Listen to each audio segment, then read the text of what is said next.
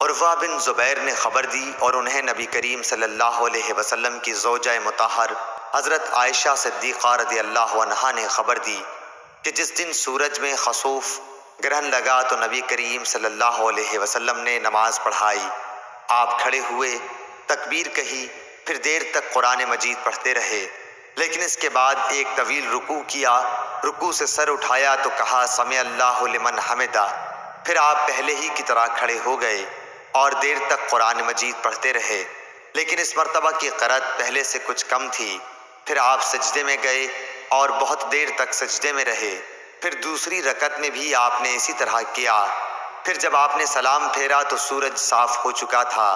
نماز سے فارغ ہو کر آپ نے خطبہ دیا اور فرمایا کہ سورج اور چاند کا کسوف گرہن اللہ تعالیٰ کی ایک نشانی ہے، اور ان میں خسوف گرہن کسی کی موت و زندگی پر نہیں لگتا، لیکن جب تم اسے دیکھو تو فوراً نماز کے لیے لپکو۔